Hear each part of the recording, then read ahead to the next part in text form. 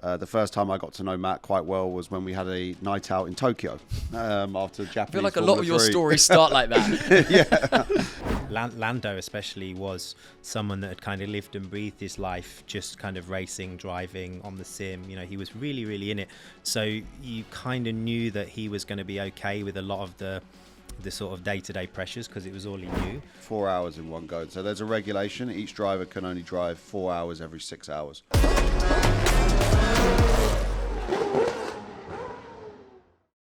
Hello and welcome back to the On Track GP podcast, where we are joined today by the lovely boy in blue, Richard Braidley. I'm liking the blue. Yeah, something different, something very different. Always a pleasure to have you here, Richard. But today we are not only joined by Richard, we're joined by a second Le Mans winner with an unbelievable CV from being the first teammate of one of the most incredible Formula One drivers of all time and coaching along the way three of the drivers that are currently on the F1 grid and Le Mans winner, Matt Howson. What a pleasure to have you here. Thank you so much. Thank you very much for having me. And you can add to your CV now. You've been in the On Track GP studio. It's going straight on there. I thought it would. Yeah. So you two won Le Mans together. I mean, that must be a bonding experience for life, right? Yeah, it was pretty cool. We've known each other since 2012. The first time I got to know Matt quite well was when we had a night out in Tokyo after Japanese. I feel like Formula a lot of your 3. stories start like that. Yeah, after Japanese Formula 3, and then we both drove for the same organisation in 2013. I was doing a Super Formula in Japan, and Matt was in their Le Mans program. And then for 2014, I shifted over to the sports car program, and Matt was my teammate from there. So yeah, we were teammates for 2 years, travelled the world together, and yeah, culminated in. I think we had 4 or 5 World Endurance Championship wins, and then obviously winning Le Mans together. What's that like as an experience? Because Le Mans in itself is just a completely crazy event. You're there for 24, well, a lot longer than 24 hours, but the race is for 24 hours. You get to the end. How do you feel? Yeah, well, I mean, you know, the thing about the endurance racing, I mean, we obviously raced in FIA World Endurance Championship, so this is the highest level of endurance racing. Now, because you're in it, you know, you've spent your life every year racing high level. It doesn't sort of feel like anything special as such, but you do feel privileged because you get to race around the world, you know. So, for example, you race in China and then you go to Japan. This is really exciting, especially when you're young. You get to spend a bit of time seeing the world, and obviously to be able to do it with a fellow Brit and someone that I got on well with. It just kind of made it extra special. How you feel at the end of 24 hours, yeah, I mean, it's the funny thing we always say, don't you, is your body is just calibrated for seated racing position. So for at least a day, unless you're in that position, everything kind of aches.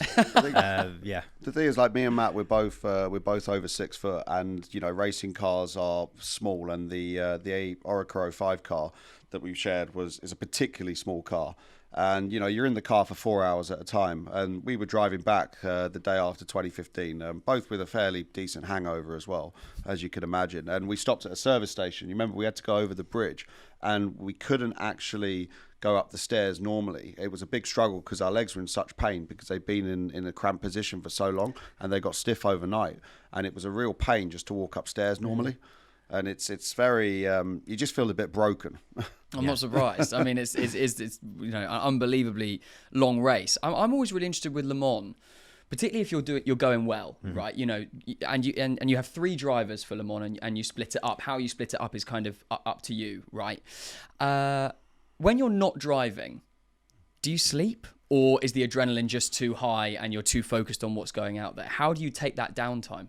Depends how well you're doing. I mean, again, every driver is different, but we did 2 Le Mans, 3 Le Mans together. Yeah. And, you know, and we led every year. Yeah, out of those 3, we were always in with a shout to win. So compared to my first year in 2013, when I think we knew we weren't going to win. It was our first year. We were on the Michelin tyre, which wasn't that quick.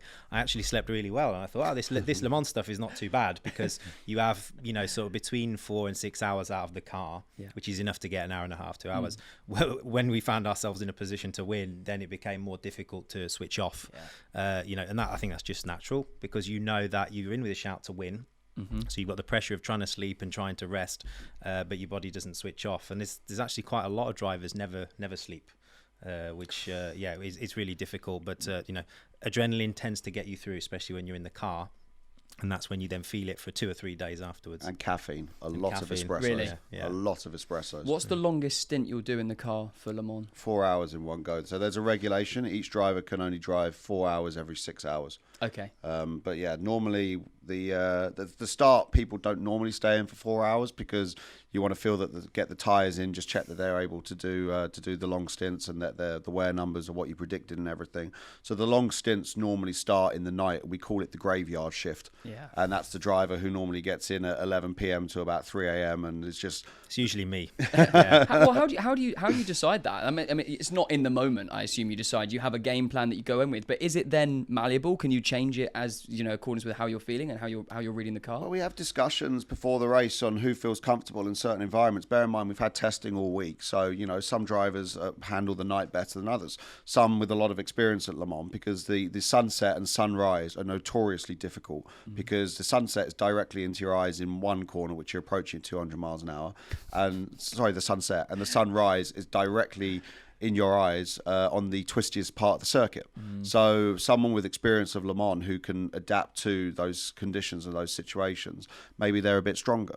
Honestly, it really depends on what the strengths of the drivers are and where they feel most comfortable. But you did win. Which is unbelievable, and you still must sometimes pinch yourself a little bit that like one of the most famous races, if not maybe the most famous race, you think you won it. I mean, that's absolutely incredible. So you get to the end, 24 hours. Well, we've done it, because it's not a sense of we've been the fastest. It's an endurance race, right? You basically got to stay out there and complete the most amount of laps. You've done it 24 hours, right? You complete it. Do you then party, or are you like? Is it then? Do you have that crash, or what? Emotional crash. I mean, what happens? But this is the thing: is like it is an adrenaline high for the reasons I've said. You don't necessarily sleep, so your body's not working in a normal way. And then so when you add into that the kind of elation of winning the race, because it's not just that weekend or those years. It's, in most cases you've been working a decade to get there. So it doesn't really sink in, I think, in a lot of ways in the beginning. But because you're full of adrenaline, you're in this sort of surreal, a bit like when you have jet lag. It's a bit of a surreal experience when you're going up to the podium. And of course we made that mistake of drinking champagne more or less straight away, wasn't it? Yes. We certainly didn't get very far. Yeah. So inhaling champagne on an empty stomach, fatigued, with dehydrated, the I imagine, as well. Yeah. I mean, I do remember it, but I was definitely, I was not on this planet when we were doing our interviews, and even on the podium, it was just totally surreal. And especially when you see all the people, the whole thing, it kind of feels, like a dream, like a dream. So in every sense of the word. Do you have any standout moments from the win? Anything that, like, a particular overtake or a moment where you were like, oh my God, we're going to win this thing? Is there anything that one moment that stands out for the two of you from that 24 hours? I think for me it was, I finished the race and, I tried not, when I got in for the last stint, I tried not to think about how long was left, to just focus on not making any mistakes, hitting my marks and everything. Plus it was starting to rain a little bit as well, so just to maintain my concentration. Fortunately, it was quite a short stint. I was only in the car for 45 minutes for that bit. But then when the engineer came on the radio and said, this is the last lap, I was like, okay, this is the one time you do not mess up. Don't bin it, please. Yes. And to be honest, it does go through your head a little bit like, oh my God, if I bin it, this is going to be so bad. Just do not bin it. Do not bin it. I think that was it's the whole thing though. You're just trying to focus, and it's very, very tough. My last time I went to try and sleep, not a chance. Didn't sleep one bit. No, I'm not surprised. Matt, same question to you. Anything that really stands out from that Le Mans win? Well, I mean, we led all except 7 laps, wasn't it, or something? It was a bit less than that. I think it was 3 laps. 3 laps. It was definitely we led most of it, which is unusual. Wow. It's unusual at Le Mans. Usually there's an element of cycling through the fuel stops, but it was quite dominant.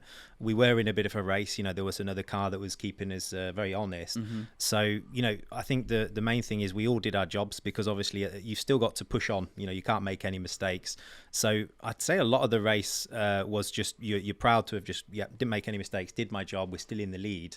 So the things that I remember are the things that didn't go that well, and I remember I actually used at one point, I couldn't see at all. This was the first year with the cockpit, the coupe windscreen, couldn't see. And, we have a windscreen wiper, and we have a wash bottle like you do in your normal road car. We'd never talked about it. No one had ever said anything about it, and I used it, and then instantly realised I couldn't see at all. Oh God! It had obviously smeared, across the tear off or whatever, and I actually had to pit out of sequence because I couldn't see where I was going.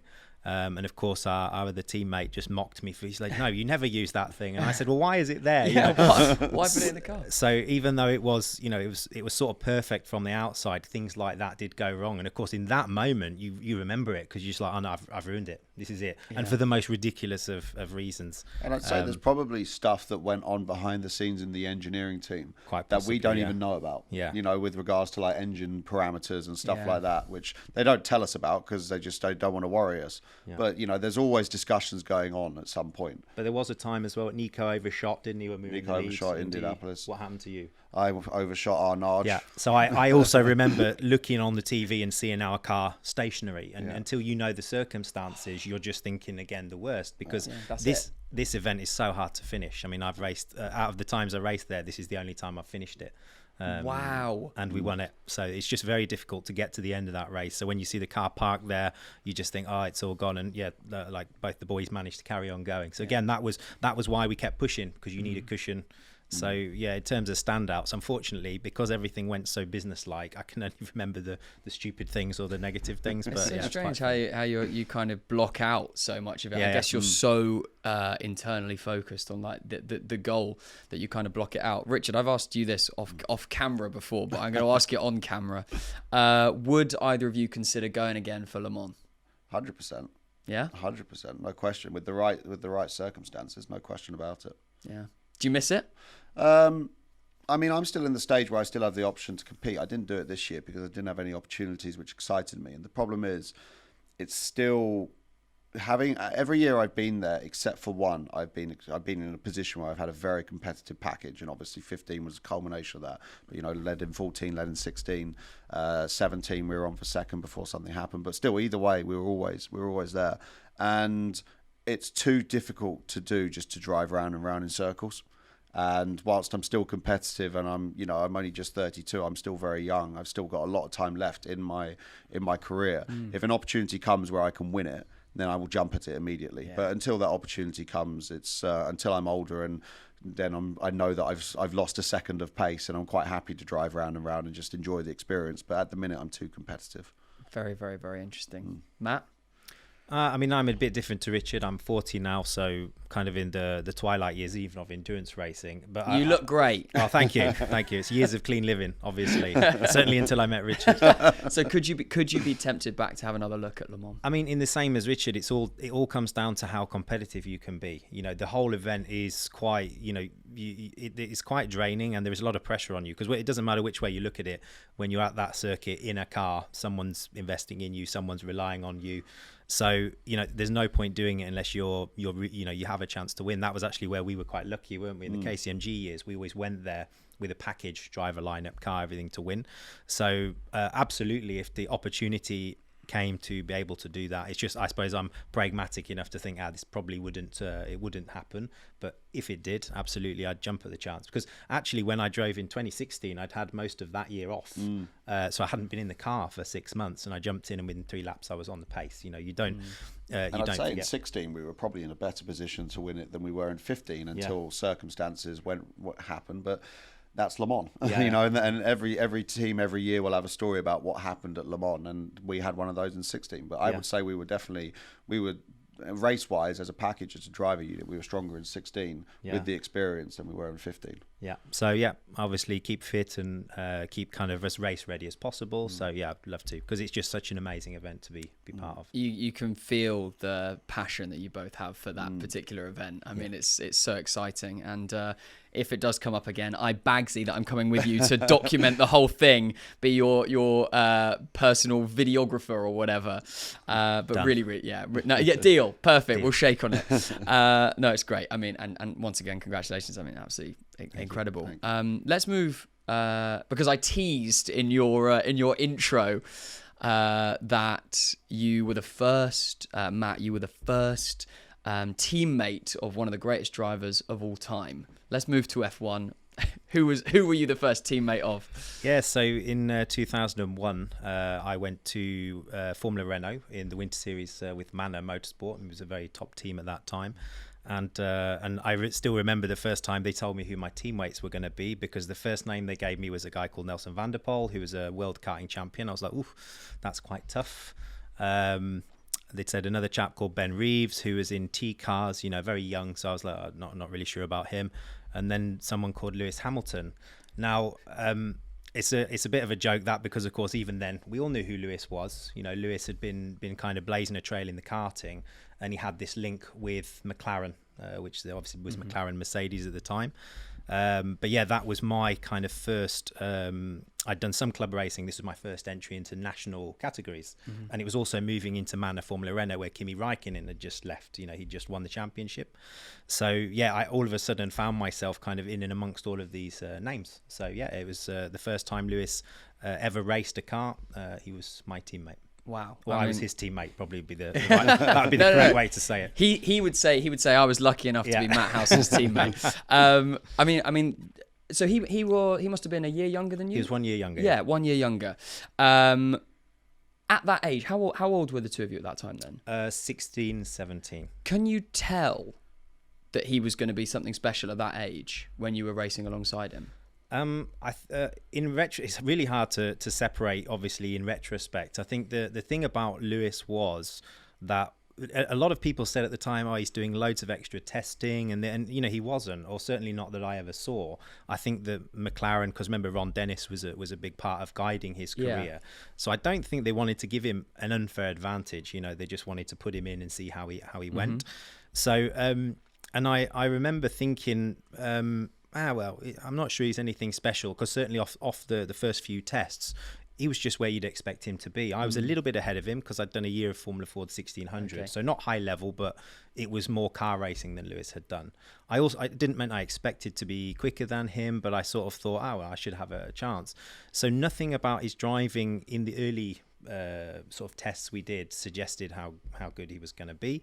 There was a couple of flashes. I think what was really clear from the beginning was just how kind of confident and how self-assured he was, but not in an arrogant way. He had a good unit around him. His dad was there with him. Nicolas was there, his brother, who was still in a wheelchair at that time. And, so he was actually a very nice guy, Lewis was. Very compassionate, always sort of cared about what you were doing. And when it became clear in the earlier tests that I was a little bit quicker, there was then a mutual respect, from that. And so I always felt that, compared to what anyone would think, he's probably arrogant, he probably knows he's going to Formula One and that's why he's so friendly. No, I think he's just genuinely like that. So I think that's a big character, like it's a sign of strength, not a weakness to be like that. And when you look at his career and how he's kind of gone through his Formula One years, I think that kind of personality that he has, which is very calm, very self-assured, has really been, to his benefit. Yeah, it's so interesting. I haven't even prepared the next question because I was just so engrossed in what you were saying. I wanted to talk a little bit more about your junior career. Yeah. You must have raced against a whole bunch of guys that have gone off, same as Richard, into all sort of different forms of motorsport. Are there any of the guys that have sort of recently been on or still on the F1 grid that you raced against that you were like, oh wow, they've got something special? Yeah, I mean, certainly, because at the time I was racing in the early noughties, the UK was the main scene, so everybody came from everywhere to race there. If you were South American, if you were Australian, Kiwi, Japanese, that was the place you came. So in a way, I was there at the height of when all the drivers were coming over, and in fact, it stayed that way until about 2008, 2009. Then it became all European. So at that time, definitely Lewis Hamilton was eventually went on to really show that he was. He did okay. Special. He's done all right, hasn't he? Not too bad. He did okay. And from that era, I'd say Jamie Green was a guy that was also really quick. English guy, came out of karting. I think he made it as far as DTM. DTM, he had a very successful career. So that's the German touring car championship. And he did very well for himself there. He was a Mercedes or an Audi driver for years. Yeah, other standouts, Oliver Jarvis, raced him in Formula Ford. He's now very successful driver in endurance. Sam Bird, top driver in Formula E. Oliver Turvey, he was a McLaren test driver. You know, these are all British guys, but they just happen to be, I think, the best ones that I raced, or the guys that I really rated highly, that didn't quite make it to Formula One for lots of different reasons. I think all of those guys you mentioned, they've all gone on to make a very, very good career in motorsport, and they're still exceptionally fast and exceptionally good at what they're doing now. Yeah. I think it's one of those things where Formula One is obviously the pinnacle of the pyramid, but there are many good avenues where there are professional racing drivers at a high level, and they've just had the opportunity to go and make a career somewhere else, and are having a very good time driving very well because of it. Yeah, I find motorsport so interesting because it's so, as you say, F1 is the pinnacle, but it's actually very big and very diverse in the amount of jobs that you can take. Matt, I know one of the other things that you do is almost advising companies on who might be the next big thing and where to invest their money in terms of a driver. Talk to me a little bit about that. How does that process work? How do you go? Do you go scouting, or how does it work? Well, I mean, I had a 20-year career as a driver, but about 5 or 6 years into that career, I started doing a lot more driver coaching.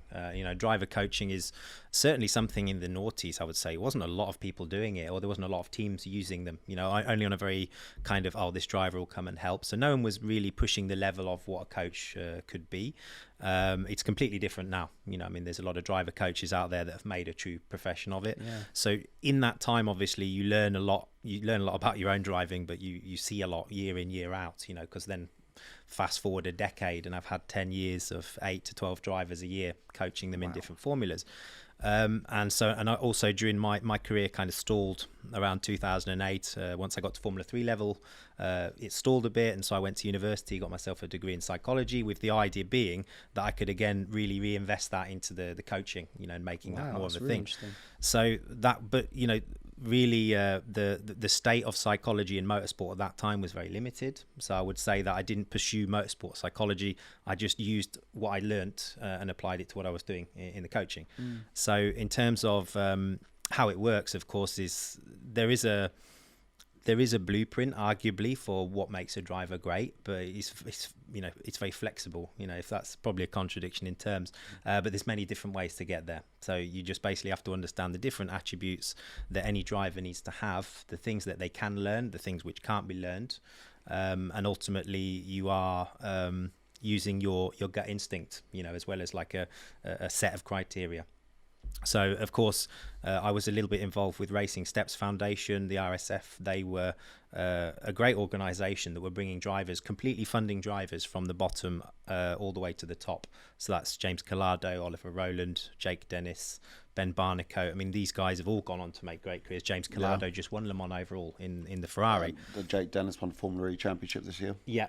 So Jake is reigning Formula E champion. So in the latter years of the RSF, I started getting involved with their selection process.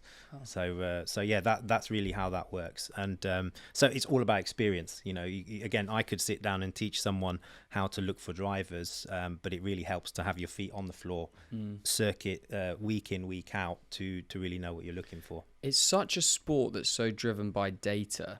Do you find yourself, when you're looking for somebody that has that you think could go on and do magical things, do you find yourself following the data, or is there still an element, as you've said, having feet on the floor, that kind of gut feeling, or you just see something or a spark in an eye almost? Yeah, well, obviously the really clear thing is they have to be fast. This goes without saying. But then defining talent or speed is quite complicated, because lots of drivers can be fast on their day. Lots of drivers can be fast when they're not under pressure. It's looking for the drivers that can be, they have the talent and the speed has to be kind of a given. And then what you're looking for is that kind of maturity and that emotional intelligence. That's that thing that goes back to what Lewis seemed to have naturally as a 16-year-old, which is just, it's one thing when you're a rookie, you can hide behind the fact that you're a rookie. So, I'm quick, so when you're quick, it's because you're a god. And when you're slow, it's because you're a rookie. But that doesn't last very long. What really measures how good you are is, can you be consistently quick? Can you keep doing it as you go up through the formula? Can you keep doing it every year in Formula One? And that's when you need that other side of your personality needs to be, quite sort of calm and measured. So that I would say is something. Data, you've got to look at all of these things, but you also just have to analyze how a driver copes with stress, how they cope with different situations. And sometimes the driver's personality off the track is the complete opposite of when they put the helmet on. Other times it kind of blends in, and you can tell how a driver will be on the track because of how they're off the track. So you just kind of work with what you've got. And even, as I say, you can have 5 different amazing drivers with completely different personality types. There will be sort of things that are common in there, certain traits. And the big one, as I say, is just being not just academically intelligent and able to understand the car, but just really being self-aware, knowing how to deal with that relentless pressure. And not let it affect your driving. I think that's the other thing as well. Like you were saying about the excuse of being a rookie and you can hide behind that. When you're in the junior categories, once you're in your second year, the expectation ramps up severely and you're expected to win the championship if you're one of the supposedly talented people, and it's extremely high level, and you have to go from having an easy excuse to the pressure of being able to fight for a championship. And if you have to spend 3 years in one of the very junior categories, say Formula 4 or an equivalent, there's a very, very big damage that does to your reputation. The same even goes for Formula 2. If you're not competing in your second or third year in Formula 2, then, even if you win the championship in your 5th year, your reputation has already been severely damaged by that. Wow. Even if you win. Even if you win it. That's even at just F2 wild. Yeah, and that's why you see drivers who have won Formula 2 in their 5th or 6th year, they haven't really gone on to do anything else much. There's a few examples, or at least on a driving capacity, there's a few recent examples of that. Fabio Lima, Davide Valsecchi, both very, very fast drivers. I mean, they won the GP2 or Formula 2 championship, but because they didn't do it immediately, then there's a bit of they won it because they're in their 5th year sort of vibe about it. Brutal. That's why Piastri is so standout, because every championship he won it in his rookie year, which is incredibly tough to do. And I think actually that brings us on to one of the big topics when you're talking about talent spotting. And this is what all the F1 teams, the Red Bull machine and all of these people are looking for, is that in MotoGP they refer to them as aliens. I prefer that to the X Factor. That's an appalling way to describe a certain driver. But these are the standouts, and what makes an alien, or what makes someone that bit special. It just means that they really they go against convention. So in other words, yes, any driver can be really talented, and after 3, 4, 5 years they can win a championship. But it's those ones that turn up and they do something they shouldn't, like immediately go faster than the established drivers in a given formula. This is always very clear that there's no excuses there. Then they're literally turning up. You can't explain it because they've done more mileage or because they're older and more experienced. They're just doing it on pure talent. Kimi Räikkönen was like this when he arrived in Formula Renault 2000. 26 equal cars, and he was winning those races by 20 seconds. That just shouldn't happen. When for example, when Leclerc, George Russell, all these guys did their junior category, they won F3 and F2 in their first years, didn't they? So these are the things. And at the moment we've got Piastri, and then we've got Lawson and Alex Palou, over in IndyCar, and these are the guys that they're just kind of doing things they shouldn't. They're turning up in Super Formula and immediately being quick, and this is what those F1 teams will be very well aware of. In a kind of a cutthroat industry with drivers that have won all the championships, they will look at how long it's taken them to do it. And the kind of the best thing about sport in general, as well as the most sadistic thing, is you're only as good as your last performance. So you can have won everything on the way up the junior formula, but if you have one shaky year before your potential avenue into F1, then your career in F1 especially is finished. I think we're kind of seeing a little bit of that at the minute with Logan Sargent. Yeah. He was epic through the junior categories, extremely highly rated, and did some incredible things that he shouldn't have been doing. And against Lawson last year, he was very, very similar, and he's gone into Formula 1 and it's just not worked for him. Now, at least on the outside, without talking to the teams, his street credibility has dropped significantly because of this. And that's just how brutal the industry is. Yeah, completely. Well, look, let's sidestep slightly from there into F1. You mentioned as well, Matt, that you do some coaching, and you've coached a couple of guys. Again, I teased it in the intro. Coached a couple of guys that are on the grid now. So Lando, George, and Charles, right? Yep. Have I missed anyone? Nope. I mean, that's unbelievable. How old were these guys when you first started working with them? So out of those three, the first was Charles. I think he was 15, roughly 15, 16. So this was in Formula Renault. He actually did the Alps, which is the South European Championship with Fortec, which was the team I was working with. And then he did some select Eurocup races, so he had a driver coach in Alps, and then I looked after him in Eurocup. So yeah, he would have been 15 or 16. George, about the same. Lando, about the same, 16, something like this. So I always had them at that real entry level point. That's the great thing actually about coaching in Formula Renault. Every year you get a year older and the drivers stay the same age. So you get to really get a proper read on their ability, because they're all pretty much arriving with next to no car racing experience. I remember when you coached Charles for the first time, we were just talking and you sent me a WhatsApp and you said, watch out for this kid, he's going to be a little bit special. Yeah.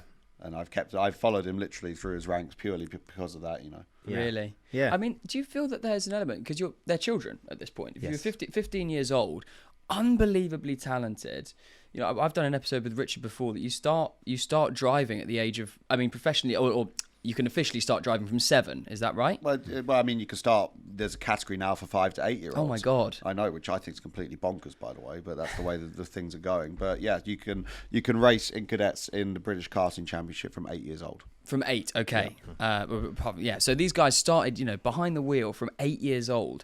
When they come to you at 15, obviously they have coaching before and they're going to have a lot of coaching in the future. Do you feel there's an element of almost you have a duty of care over them as people rather than just their driving ability as well? Yeah, massively, especially when, when you're a bit older compared to them, you really feel that kind of, they start to look younger, they start to appear younger. So of course you know that if they've been in karting since 7 or 8 years old, they've kind of not known anything different. Yeah. Lando especially was someone that had kind of lived and breathed his life just kind of racing, driving on the sim. He was really, really in it. So you kind of knew that he was going to be okay with a lot of the sort of day-to-day pressures, because it was all he knew. Other drivers, you can tell they're a little bit sort of scared, or they're not really sure what to expect. So yeah, you have a duty of care, because the whole point of being a good driver coach is to help them with their whole game. An engineer can sit down with them and analyze one data trace against another data trace, tell them where they're braking too early, where they can get on the power earlier. This is obviously a job that a coach does, but the engineer can do. What you're trying to do as a coach is understand, okay, what personality are they? Do they need pushing? Do you need to be gentle around them? Whatever you need to do to get the best out of them. And when they're 15, 16, they don't know that either. They're still maturing, like as an adult or as a human. But what I would say about these drivers we're talking about, Charles, Lando, George, you almost forget they're 15, 16. They're so mature.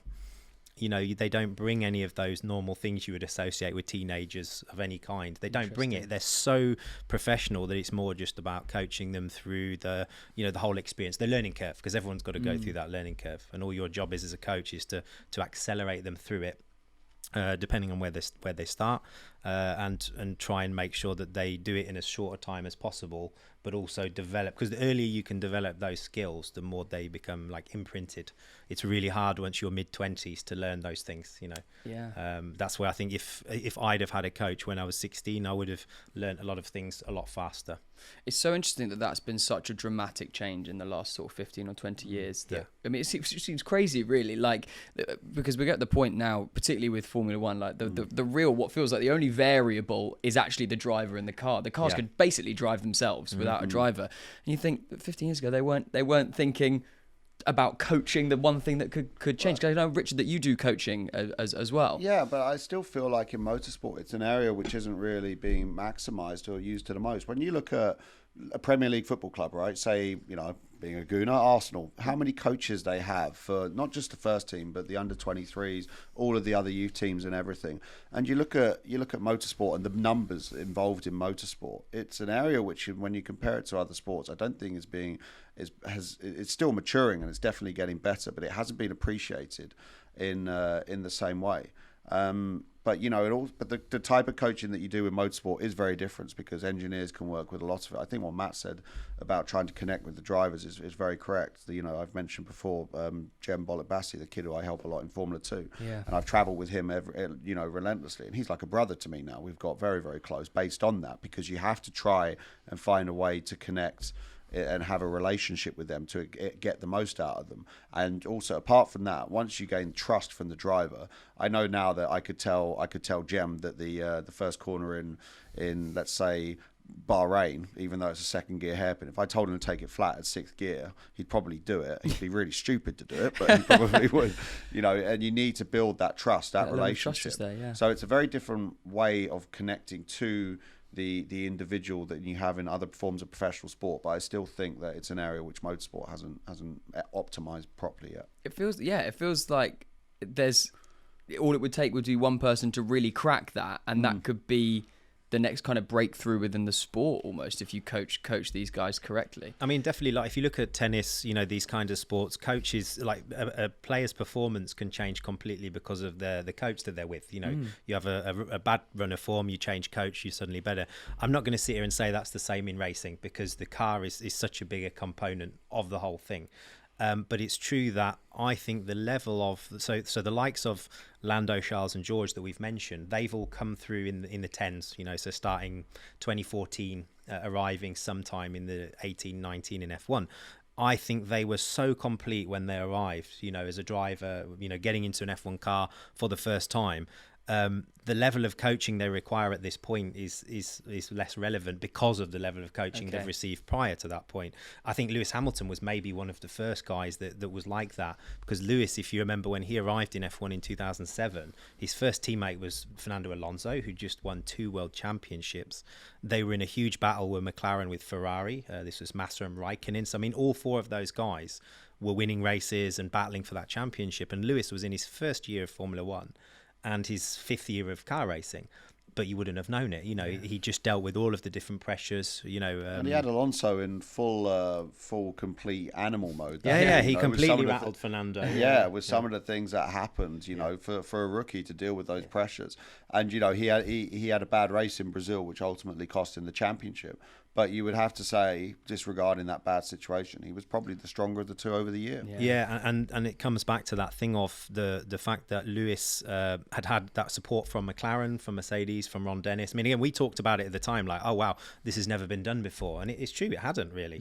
So I think had Lewis not had that support, his talent would still have got him quite far. Let's say he had the same money and the same talent, the same support, but he didn't have that guidance from what he was getting within McLaren, the junior program.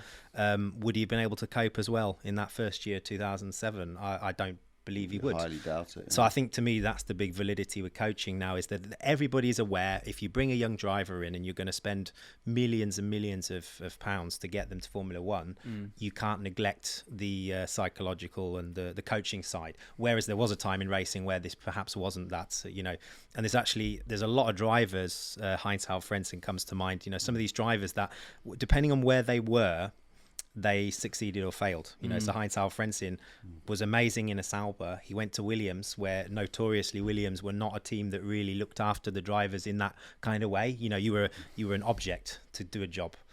You weren't there they never put their arm around you, and Heinz-Harald Frentzen kind of struggled in that environment. But then when he went to Jordan, which was supposedly a lesser team than Williams, he was fighting for the world championship in 1999 against Mika Hakkinen and Schumacher obviously had his leg break, but Eddie Irvine at the time. Yeah, so no amount of data is going to fix, that issue that Frentzen had with Williams. That was the philosophy that Williams had. You turned up and did the job, or you didn't, and that was that. Yeah. So I think the teams are much more aware of this now.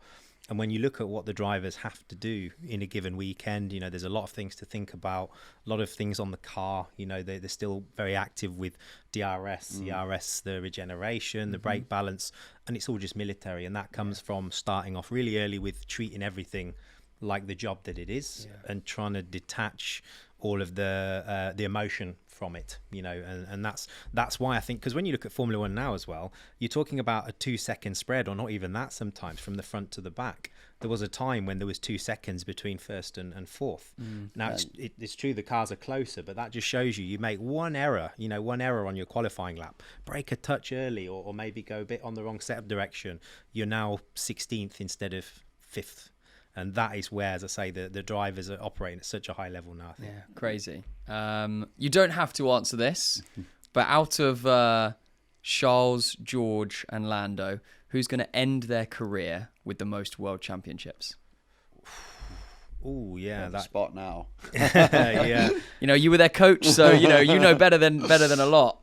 I mean, obviously in Formula One, it's going to depend all on circumstance. Charles being with Ferrari, if he stays with Ferrari, I mean, I think he's the one that still hasn't shown exactly what he can do. You know, Carlos has obviously been really strong this year. But I think from what everyone has seen of Charles in the junior Formula, you know, he has got that unbelievable gift and talent that when things all start to click, then yeah, I think he's going to be unstoppable. George is definitely, you know, again, being in Mercedes, they haven't got the best car right now, but it will improve. You know, they're a juggernaut. They will come back. And the way George is kind of taking Lewis on at the moment suggests that, you know, he's also, and he was a guy also turned up in Bahrain, didn't he? First race, nearly won it. Again, alien, just shouldn't happen, but it did. So I would say that from where those two are sitting, if I had to pick, because Lando, you know, McLaren as well, I just don't know if McLaren can take those two on. Lando's capable of it. It's very clear that I think all three of those drivers are on the same level, but the opportunity is going to be there for Charles or George. My gut feeling is always going to be Mercedes, you know, so I think George can probably be the one to win the most championships. I think I'm going to say that. But any three of them in terms of pure level, they're very hard to separate. Yeah, very diplomatic answer. Very good, Richard. You didn't coach any of those three, but just out of interest, out of those three, who do you think will end their career with the most world championships? George, Lando, or Charles? I'm gonna go Lando. I'm gonna go Lando. I think Lando will because, again, I think that Charles is in a position where he seems like he's going to be a long-time Ferrari driver. He's going to be a career Ferrari driver. I think, okay, we don't know what's going to happen in the future, but I think that, you know, I get that feeling he's very indebted to, well, not indebted, but connected to that brand. I don't think, I just think that Lando has this ability and he just gets on with it quietly, and there's a lot less drama, potential drama that would surround Lando. Whereas George, I always feel that there could be a little bit of emotion that could come into it and have an effect on something. I think we have seen that a few times over his career. Not often. We're talking minute details here. But Lando, for me, just seems calm, gets on with the job, goes back to what Matt was saying about that military precision. And I think Lando is also going to be pretty brutal in the driver market, and obviously Red Bull are talking about him. Yeah, that's the factor, is that he could dip over to Red Bull. So Matt, you've gone for George. Richard, you've gone for Lando. And as a Ferrari fan, I'm going to go for Charles. There we go. We'll have a discussion in about 15, 20 years and we'll see what the score is. Should we put another 10 quid on it or something? Let's have a little talk just generally about the F1 season. Firstly, how have you found it this season? What are your sort of overriding thoughts about the season? About that Red Bull dominance is insane. Yeah, I mean, but Formula One, over the years, you have these periods of this kind of dominance. You know, it's not like the first time it's happened. You have that thing where the best teams, or they tend to have the most money, which means they can invest the most in the car, get the best drivers. So, you know, it's a bit cyclical. Hamilton had his period of dominance with the Mercedes. We remember Vettel's period of dominance with the Red Bull, Schumacher's dominance with the Ferrari. You know, so this is nothing unusual. I think in a way, it just would be nice if it was a little bit more of a contest. You know, Red Bull have just got that little bit further ahead, and Verstappen is not lacking anything. You know, he's really, you know, and I think the biggest disappointment this year is the Perez has really struggled to be anywhere near Max. You know, because the one thing we have to look forward to when there's one car dominating is at least an inter-team battle. You know, this has been the days of Michael Schumacher having a support teammate. You know, this isn't really done anymore. You know, the teams tend to get two of the best drivers they can and then have them both fighting. But it's clear that's just not happening at Red Bull. So we really, you know, I think I read recently our social media is dipping because of Verstappen's dominance. Well, you know, it won't last forever. You know, the other teams will keep on pushing. A regulation change at the very least will neutralize things. And so in terms of this year, Max deserves what he's doing. You know, he's absolutely exceptional. And I think we all would just like to see them stagnate a bit so that maybe Ferrari and Mercedes can get involved in the fight. And then we've got McLaren, you know, really coming strong. So I think that's the most exciting thing of this year, seeing McLaren kind of back where they should be. Yes. And also with two relatively young drivers, it's a big gamble for a team to take two young drivers like that. But isn't it paying off? I think so. On a side note, like coming, as you've mentioned that you helped George, Lando, and Leclerc, and obviously you're working in those categories around that era. Now, you didn't work directly with Max, and obviously I heard it from my own side about the hype from him, especially from karting, and I still had a lot of connections there.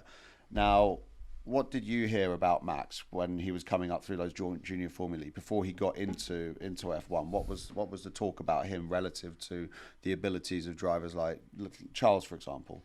Yeah, I mean, we, at Fortec, when I was there, Max tested with Fortec in Formula Renault at Silverstone, because I always remember Silverstone was a great place for winter testing.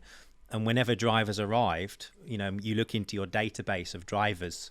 It's like, okay, we're going to show you some onboard video. What would you like? Verstappen, Norris, Leclerc, Russell. We had them all. We had all these drivers. So Max did test, but I wasn't there, unfortunately. I completely missed it. So, Max was a guy that I first really heard about when he was karting. Everyone said, he's coming, he's going to be amazing. But people said that very early on about Nick de Vries. And Nick de Vries, didn't really make a big splash, did he, when he arrived in cars? It took him quite a long time to get used to it. Took him a while. And so Max arrived and went straight into Formula 3. Which was unheard of at that time. Which was unheard of. And then all of a sudden he's in Formula 1. So to be quite honest, I hadn't really heard too much about him. Certainly not negative or positive, it was just indifferent. I'd heard all sorts of things about the way his dad was going about pushing him. I think that I heard, but there wasn't really a lot of chatter about him. And then all of a sudden he's in Formula 1. That was the thing that kind of surprised me. Yeah, it was. I remember it being strange because you looked at him when he went into Formula 3, and then he went with Van Amersfoort as well, which is not one of the regular front running teams in Formula 3 at that time. Formula 3 goes in ebbs and flows like Formula 1 did. But yeah, there was hype around him, but it wasn't, there was as much hype around de Vries when he was in karting. There was, if not more, to be honest, because some of the karting results were incredible. But, it was strange to see someone jump straight into a Formula 3 car. That's unheard of in that era. And I think only prior to this, Kimi Räikkönen had done 1 year Formula Renault and gone straight into F1. Before that, the least you could do was 2 years. Like Button did 1 year Formula Ford, 1 year Formula 3, then Formula 1. Now it's like Lewis did. He did Formula Renault for 2 years, Formula 3 for 2 years, Formula 2 or GP2. So it has, the 4 or 5 years is quite normal.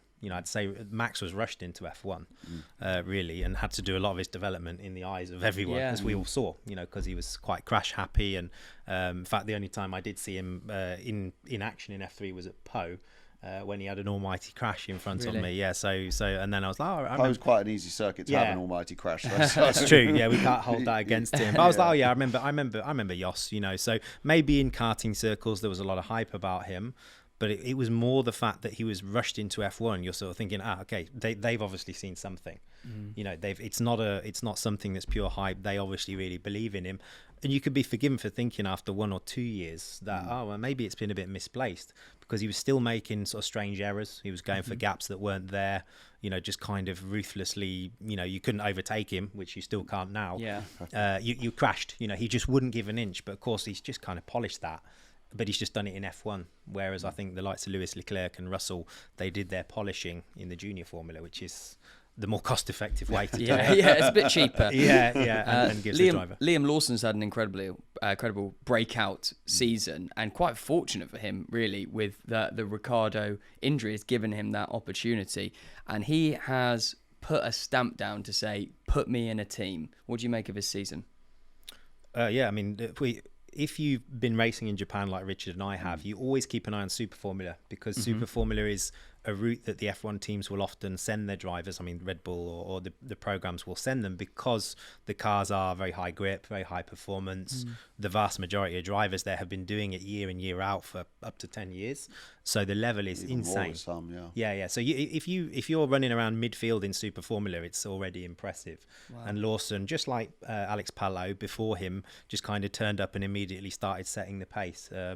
So I think Lawson was already showing himself, and he obviously did really well in the junior formula before that. So again, the talk around the paddock was always, this kid's going to be special, So the fact that he got his break through Ricciardo's break was very fortuitous, because that gave Red Bull, at least, it would have been really hard for them to select Liam instead of Ricciardo when Ricciardo came back. So this gave them the excuse to do it, and at least that's what he can do. So I'm sure they have all sorts of political reasons why he's not getting the race seat next year, but at least they know, well, he's going to be fine. Yeah. So, so the big question now will be, do they find a way to get him in the Williams? Yeah. Do they make him a test and reserve driver? Whatever. He's young. He doesn't need to come into F1 in 2024. But Red Bull can say, right, yep, signed off. He's come in and exceeded expectations, which means they've got, not that they need a replacement for Max, because Max has still got many years of racing ahead, but they've got 4 seats. I do believe they are leaning towards wanting a strong teammate for Max. Yeah. They want another driver that's of that level. And we've seen guys like Alex Albon.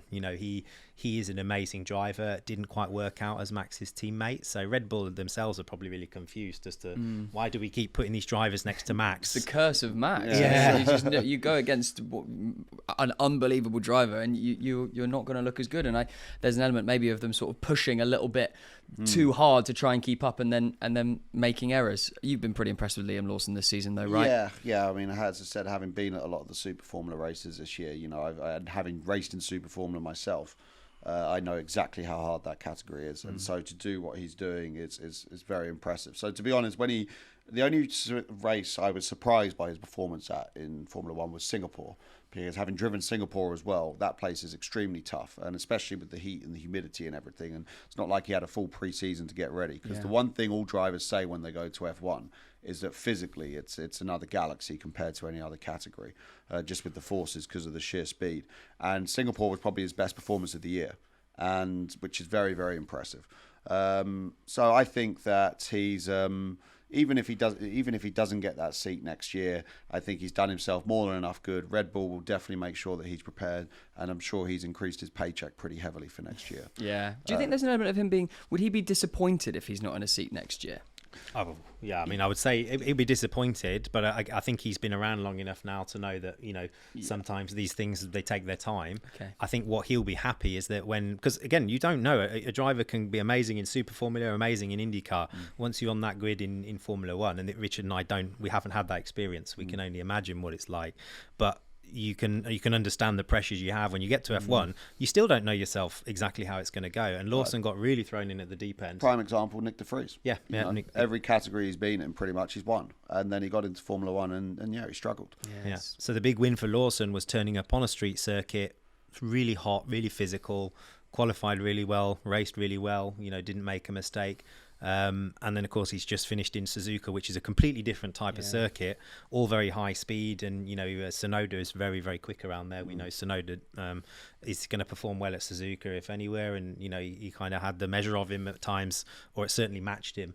So for Lawson in particular, he can sort of go, okay, well, I've done my bit. Yeah. I've not blown it. And that I think if he's being, and looking at the way he is, again, I don't know him personally, he just seems so chill. He just seems so relaxed. Everything in his stride, almost like it's nothing. We sort of look at it like, this Formula One stuff's easy. It isn't. He's just making it. I was at Motegi in the Super Formula race where there was that huge accident at the start, and on the radio he was extremely frustrated after the time, and they played the radio clip, and that's very normal. When as a driver, you got the adrenaline, and you always say that. And then he went and spoke to Jem after the race, and he immediately said to Jem, "Yeah, I looked at it. I screwed up. I messed up. That was my mistake." And that maturity to immediately change like that, it's very, very impressive.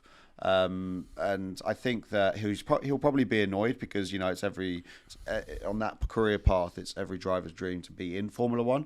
But I expect that he'll get over the disappointment of it in a little bit of time, and he'll probably go and have Christmas in New Zealand and be remarkably satisfied with the position he's in. Yeah, I agree. Matt, just before we let you go, back to winning Le Mans or shaping the next Formula One drivers, I'll leave you with a pretty good stat from this Formula One season, which is that Fernando Alonso has only spent one lap outside of the top 10 all season. And guess how many laps Lance Stroll has spent outside of the top 10? 276 laps. So there's a bit of a gap between those two. Just generally, before we wrap up, Aston Martin shot up amazingly at the beginning and then have kind of just slowly sort of tumbled away. Do you see this as a resurgence season for them? Do you think 24 they can build on what they've done this year? Yeah, I mean, well, the key to it is they've got Fernando Alonso. You know, this is, if you've got Fernando Alonso in your team, yes, he's on the older end of the spectrum. I think he's 42, 40. He's older than myself, but you know, he's still so committed. He's not lost any of his speed, and of course, he's just more and more experienced. So it's a luxury that Aston Martin have him now. You know, so any dip in performance we're seeing, it can only be on the car side. I mean, you know, this must be the case. So yes, it's definitely a resurgent season. They have to understand why it started so well and why it's dropped away.